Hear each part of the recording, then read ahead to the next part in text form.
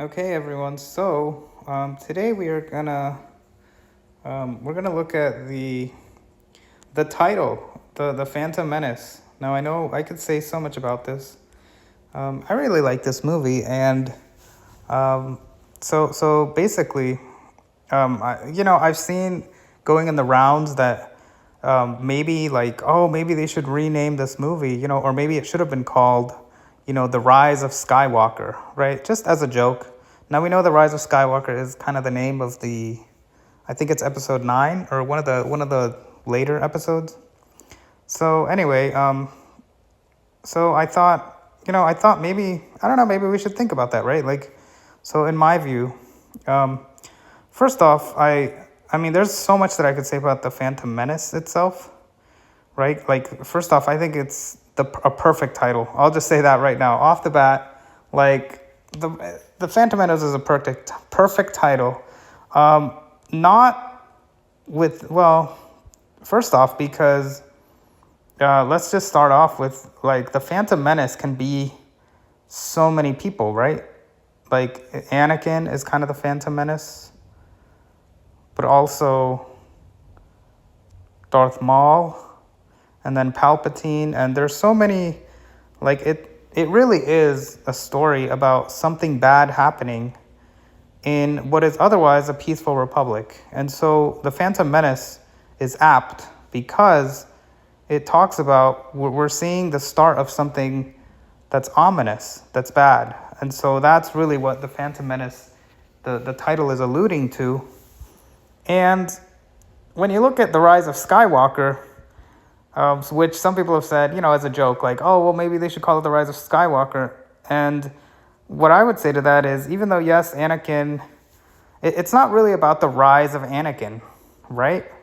It's not, it's about his start, but it's not the rise of Anakin. Anakin really doesn't rise until he is Darth Vader, which doesn't happen until episode 3, right? It doesn't happen until much later. So he's not rising. I don't consider it a rise. And, him just being born or just being is not, considered a rise. Usually when we think of a rise of something, we think of they're rising to power, right? And so that doesn't really happen in this movie. And in fact, if anything, I would say kind of the opposite. Now, obviously, in some ways, I understand people will say, well, in some ways it's true. And you know what? I will concede that you could probably, I guess you could argue that maybe it is in some ways the Rise of Skywalker, because he is rising from Tatooine.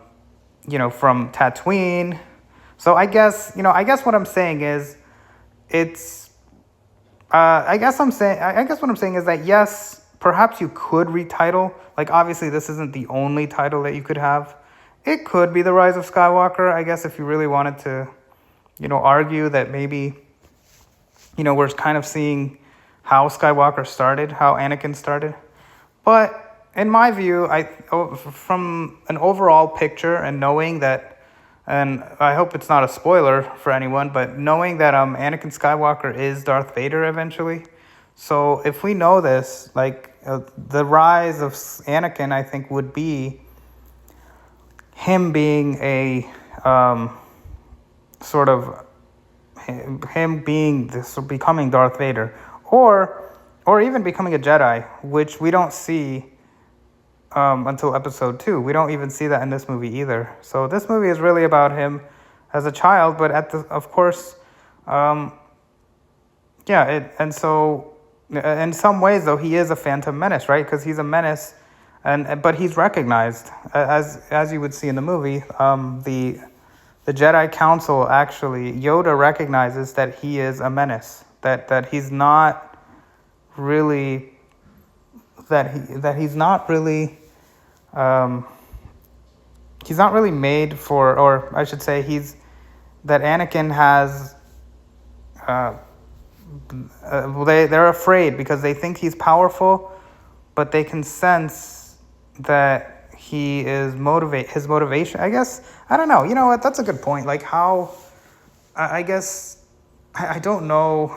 It's kind of a weird movie when you think about it, Because now, because we're talking about the Rise of Skywalker. The other reason why that title probably doesn't fit for me anyway is because it implies that that he's being accepted, which he wasn't in the movie, which is an interesting the way that it plays out, because he wasn't really accepted. He's not really rising, is what I'm saying. He's really like, and I feel like, I don't know, like, do you really think that, the future is uncertain, right? Isn't that what Yoda says? The future is uncertain.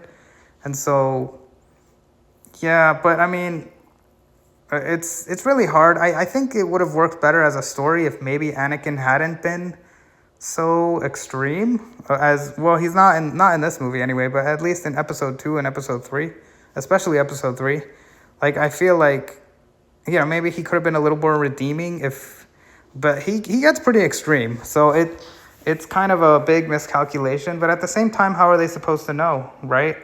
Like, Qui-Gon, when he saw Anakin, he recognized in him that he was special and that he would change the world. Like, he really thought he was going to be like Luke Skywalker. And why wouldn't he, right? And I'd like to think that too, because really, I'd like to think that was sort of the case, because, otherwise it makes it seem as if, I don't know, it makes it seem as if, people are just kind of predestined, and like you couldn't have changed anything, and he was always going to be Darth Vader, and somehow Yoda knew that. And I don't know I don't know. I don't know that, now that I think of it, this brings up so many questions, right? So many other questions about this story. Like could things have changed, right? And so was he, he's called the Phantom Menace, but really, I don't know if I would call, maybe Anakin isn't the Phantom Menace, but it's actually probably, I would like to think, Palpatine, who for sure who we know is already doing something sort of not good, right? And whereas Anakin, he kind of, maybe there's a potential that he could be good. And so even though he's still a menace, of course, like he's a Phantom Menace. Yeah, they're not sure if he is going to be or not. So maybe that's really what Yoda was concerned about. And well, the reason he gave was because he sensed a lot of anger from his mother. And yeah, I don't know. I mean, he seems like he seems like a pretty good kid, right? I don't know that would carry on, throughout someone's life. I mean, it could, but I don't know that it's fair to judge Anakin in that way. Like, maybe, I don't know. I mean, obviously we know how it turns out. It's kind of a tragedy, but it's not a good it's not a good outcome, but still, yeah, it's pretty extreme. I mean, obviously, yeah, Darth Vader, George Lucas kind of, yeah, he didn't really make him redeemable in a way. I feel like it's hard, even though, but then maybe that's kind of, how life is. I guess maybe it's a commentary on life, on how life is, and sometimes it is that way sometimes. But, but I don't know that, it kind of also puts the blame on outside of Anakin, right? Because if it's like, well, look at what happened to, his detachment from his mother or whatever, it doesn't seem like, I don't know, like, just because something happens, does that mean, does that justify someone becoming sort of not good? And so I would say, I don't know if it's justified, but really I feel like George Lucas kind of wanted to just tell a story that that it's kind of, like an opera, like a soap opera, like a story. He often says that it's really about families and how things play out, and sometimes it kind of just seems random, to be honest with you. And now in this case, of course, the Phantom Menace, so really he's a phantom in the sense that we don't know exactly what it'll be. At least they don't know. And why would anyone know? Even I think Yoda quotes at one point, he's like, oh yeah, well, the future uncertain it is, or whatever. I think he says that in episode 1 or 2, if But so that could be it too.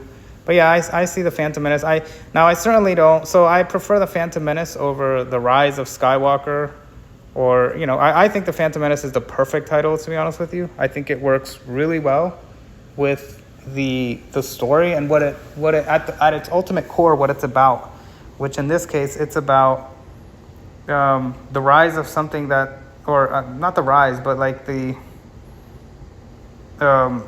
well, yeah, you could say the rise, the sort of something is stirring up in the galaxy that's not good, and so there's something ominous happening, and that's what the Phantom Menace is about, in a place that is otherwise in relative peace to each other, right? And even like, so, and no one knows where that menace is, so, and it's weird because that's kind of what the story is about, right? They're confused. Where is this coming from? They're all confused because they don't know where it's coming from, right? And that's what Qui-Gon and Obi-Wan, that's what they were tasked to find, like what is happening, right? Because we don't know what's happening.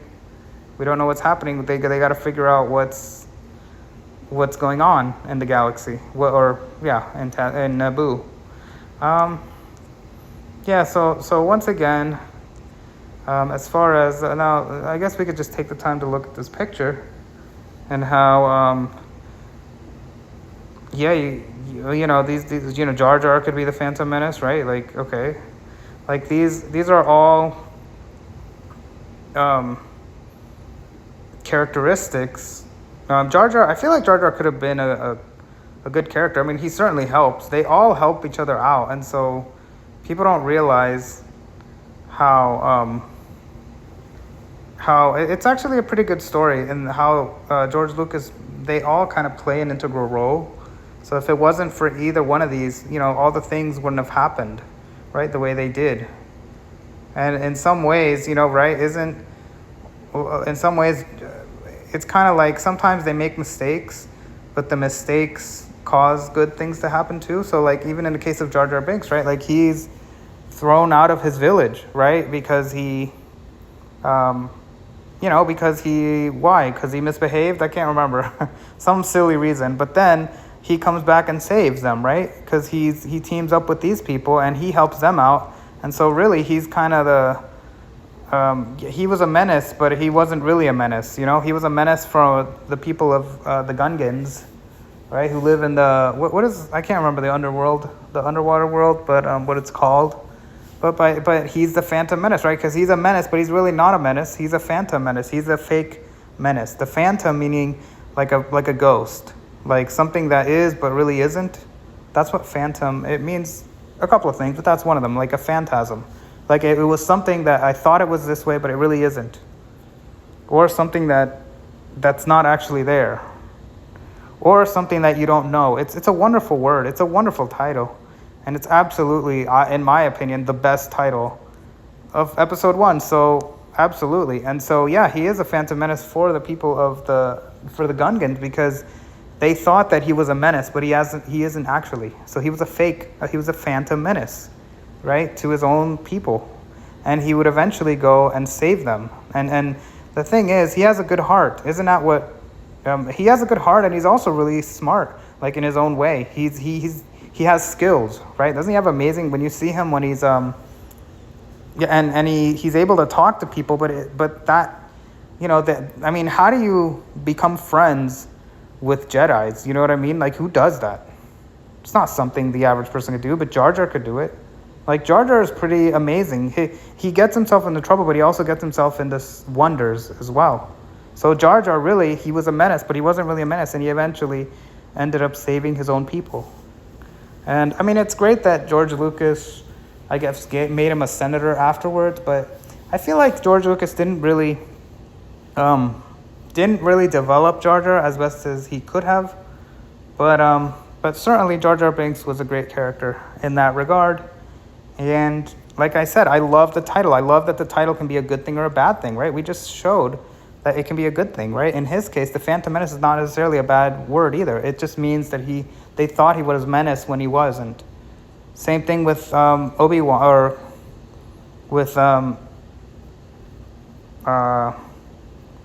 Qui-Gon, right? Qui-Gon, they thought he was a menace too, right? But he's not actually a menace. He's trying to help. He was doing the right thing, I guess. He believed in his heart. And sadly, like Anakin, I guess, eventually betrayed him. But maybe Anakin could have been a good person too. Like that was outside of Qui-Gon's control. But Qui-Gon was following his heart and was also following. Like he recognized the Force. He recognized that something that he was the most powerful, person that he would meet, and that he would change the course of history. So Qui-Gon recognized that, and he was like, I got to stand by this. I can't just, he has to be true to what, and he also believed that something good come out of it. And at the end of the day, I mean, I guess you could argue that because Anakin would father Luke and Leia, who would save the Empire in some weird, twisted way, like he is exonerated, because without Anakin being, there would be no Luke, and without Luke, there would be no saving. I don't know, like in a weird way, like basically, like they're supposed to, I guess sometimes from bad people, good. I don't know. It's just a weird mystery of life, I guess. And yeah, Padme, I guess, how could she be a fake menace? Like maybe, I mean, well, they see her as a menace too because of her, she wants to hold peace, and the people, the senators, or not the senators, her council people, or whatever they're called from Naboo, they really see her as she's endangering them, because like, why are you pursuing this path? But in many ways, like I said, like I love how Padme is seen as using diplomacy, and it's not, and you might say that it's out of naivete, but actually, as we see in the movie, she is actually in there with the Jedi, and she's doing what she can to save her people. She's actually, she's sneaking into Coruscant. She's making moves behind the scenes, and she's using her speech, right? She's using, because that's what she uses, because that's what she can do. And so she didn't just head out and, it would be easy to just say, well, let's just, attack, right? But then that would have, she's, before she does that, she wants to use every single possible means to avoid that. And also, I think she, obviously, Amidala, Padme, or Amidala, Queen Amidala recognizes that that it's, it's a big risk. You can't to just go straight and attack. And so that's a perfect example. But they see her as a menace, of course, too, her own people, because then they're thinking, well, she's endangering us, because they don't know what she's doing. They don't know, right? They don't see. I mean, she does tell the council people, but generally speaking, it seems like she's just running away, right? Or it seems like she doesn't, like sometimes you can't tell what someone is doing behind the scenes. And so I like that this movie, you see that. So that's pretty good. And it's similar to Jar Jar Binks. Same thing. They don't see what Jar Jar does. So in a weird way, like, I don't know how the people, obviously, I mean, they realized that Jar Jar Binks helped the Gungans, right? But like, they're never really going to know exactly how it happened. They're never going to know that his goofy antics and his, that he charmed and endeared. It's not that he charmed them. He was just a good friend. And so, when Shmi, right, Anakin's mother, she saw, that's why they became friends. Like, for real, he had an open heart. But at the same time, that open heart exposes him to ridicule at the same time. Because, when you open yourself up, you also, people will make fun of you sometimes, or they'll drag you down, or whatever it is. So in a way, it's like a good and bad at the same time. But really, no one's ever going to truly know how Jar Jar Binks did it. They're going to think that they just helped them for no reason, but that's not true. Like, if he hadn't been as gregarious and loquacious as he was, right? If he hadn't been as friendly towards these Jedi, none of this would have happened. They would have never helped them. Who knows? Like, and not only that, but then also, I guess you could argue that none of this would have happened. So I don't know. In a weird way, I don't know. The timeline would have been different. So in a sense, like, Anakin wouldn't have they would never found Anakin, and that which means Palpatine would have just continued doing what he did, and then and Padme wouldn't, and Amidala, Queen Amidala, she's the queen, right, of her people. She wouldn't have had anyone to she probably would have had to, she wouldn't have had time to go to the what is it, to Coruscant, and she wouldn't have had that that contact with the Jedi, and everything just falls apart. She would have just not had that option, and perhaps it would have been different. So you see how everything turns out, and then of course R2. We haven't talked about R2, I guess, or C-3PO. But yeah, I don't see. I'd have to think about how they are involved. I mean, this movie kind of just introduces them, but C-3PO is supposed to be an invention of Anakin, but I don't know if I believe that. Was it like a made? Was it one of those make your own kit? You know what I mean? Was it, or did he actually invent it? Because I find it a little hard to believe that he would just from scratch invent something like this. And if he did, he would be really, I would assume he would be kind of an awkward child. I feel like, I don't know, I sometimes feel like Anakin doesn't quite fit the description of someone who would be an inventor, but. And then R2, where does R2 come from? I forgot. Where does he come? Oh, he's in the ship, right? Yeah, he's in the ship that these guys are on. And I guess he's just randomly in the ship. I can't remember. Maybe, yeah, so, but either way, I really, I'm glad I'm having this discussion with you all, because I'm able to think about this story. There's so much I could say about the story, but yeah, it's a great title. So The Phantom Menace, definitely the perfect title. Absolutely, in my view. It's the perfect title, and thankfully, I want to thank George Lucas, because really, George Lucas, it's a great name, and it's also a great film too. The film itself is great, and yeah. So like I said, it was. I really do see it as a great title. And yeah, it's The Rise of Skywalker. It's okay, but it's not, like I said, it's not really, doesn't encapsulate everything, and certainly doesn't, it's not really about Skywalker, believe it or not. Like, he's kind of a minor, every single one, he's actually a minor character. He's literally inside the ship, just kind of fiddling around while everything else is happening around him, right?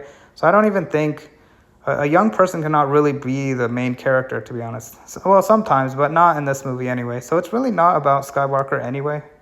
It's not about Anakin. It's really more about these. And so it's about the Phantom Menace. That's the more powerful thing. And it's not really even about Anakin anyway. It's not the Anakin that's the issue. It's the powers that he has. Or I should say, the potentiality that is within him. So it's really the menace. That's what this movie is about. It's not about like, oh, this kid is important. Like, no, it's not the kid itself, or it's not the person. It's really about, but of course you could also title this multiple ways, like I said, but still, as I've already talked about, I think The Phantom Menace fits really well. And I hope you all, what do you all think about that? And I guess we could keep admiring the looks. Right? Like, I feel like the design is really good. I like how they all look. They look not too weird, but not, they kind of look, well, okay, Queen Amidala looks kind of strange. I wonder why they chose to have her be sort of strange, looking like an alien, even though she's human, and then, like, everyone else doesn't look as strange. That's an interesting aesthetic. Why would the queen, right? Like, it's an interesting, I haven't really thought about that. Like, why would they do that? Why would George Lucas choose that? I don't know. But one thing that I do think is it gives character to Queen Amidala, because otherwise, she seems kind of stale, but I think that's on purpose. I think George Lucas wanted that. And so by having her have this, it it kind of balances out her staleness, because really it doesn't matter how boring she is, but look at how cool her outfits are. So in a way, and her makeup and everything, it's just strange, and all of a sudden that it makes up for it. But as we find out in the movie, Queen Amidala is actually a very thoughtful person and very intelligent, very able to, she's making deals behind the scenes with the Jedi. And so, but that of course is controversial, right? That makes her a menace to her people, as I said, because people would have thought that she was just abdicating her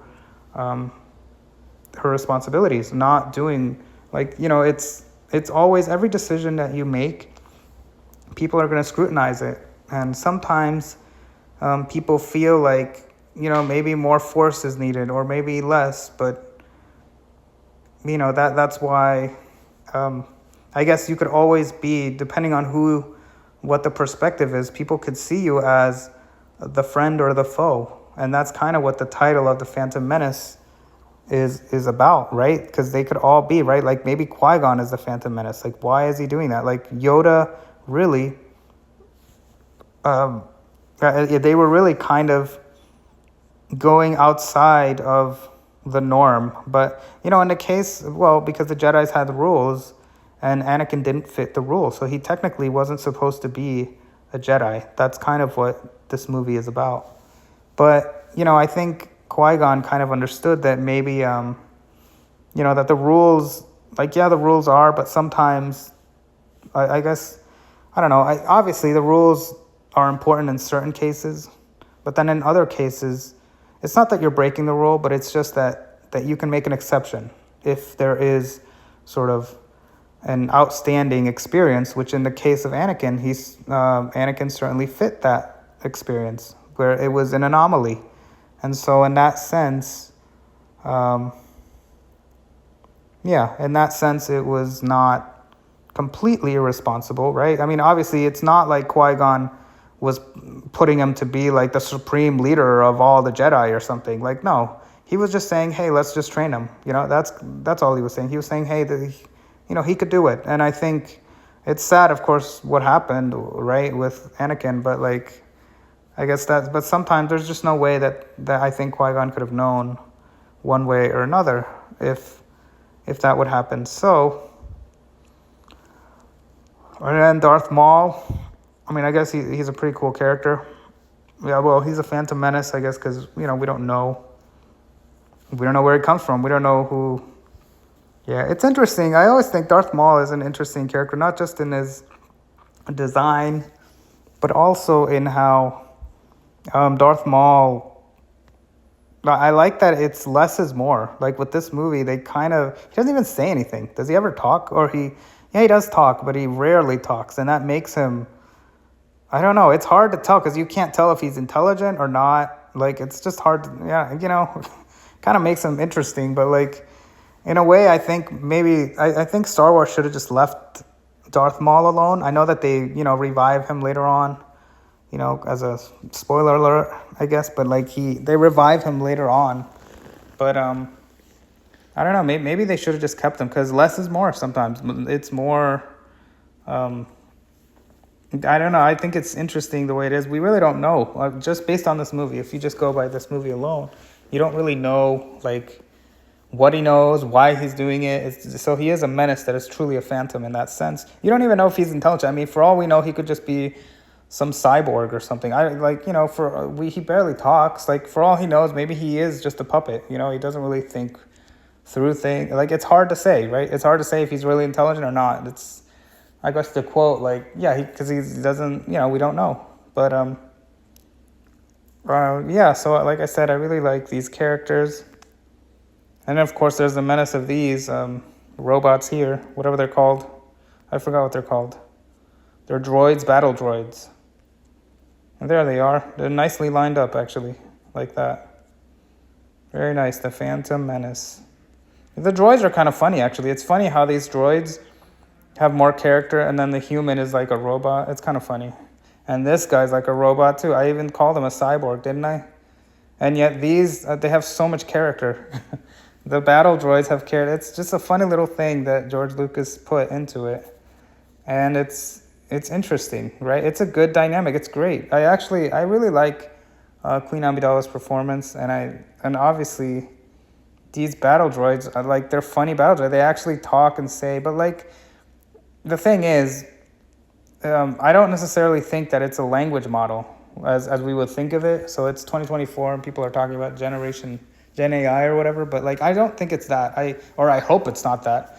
I think George Lucas intended for these robots to actually have to actually be to actually have I was gonna say sentience, but to actually have like intelligence, like to actually, I guess however you want to define that, like that they actually, because they're actually reacting to the world around them, but in a way that I think is supposed to make them real, or I was gonna say human, but I mean it's supposed to make them like conscious beings. So very unusual. But now, of course, with today's world in 2024, like how do we think about that? Because now we know that it's so easy it's easy now for a machine to pretend to be, living, and it's hard to tell the difference. It's almost impossible because language is something that could easily be spoofed. So now it kind of changes the way you think of it. But I think the intended understanding that George Lucas wanted was that these were conscious robots. So it's very funny that they are that way. So because otherwise what they're saying is nonsense.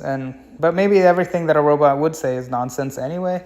I don't know. See, like you're bringing a whole philosophical, but that's a Phantom Menace in and of itself, like a menace, because we don't know if it's real or not. Like, but I don't think that's not really an issue in the movie. But yeah, just something I wanted to talk about. And so yeah, this so like I said, and then of course, what is this? That's a moon. I don't know what that is. That's Tatooine, I think. So I guess Tatooine is also the Phantom Menace when you think about it, because that's where it comes from, right? That's where it shows up, in this little isolated planet, right? So it's a great title. I really like it. I hope you all enjoy this video. And if you do, you can subscribe, and I'll be talking about other things. This is kind of about, I like talking about learning and stuff, but obviously this is kind of like a little reading comprehension, or I guess analysis, if you want to see it that way. So yeah, if you enjoy these kinds of discussions, go ahead and subscribe, and thank you all. And with that, I will say thank you to Star Wars: The Phantom Menace, a great and aptly named and stupendous title for this film. And thank you, George Lucas, for a great film. It's such a good movie. So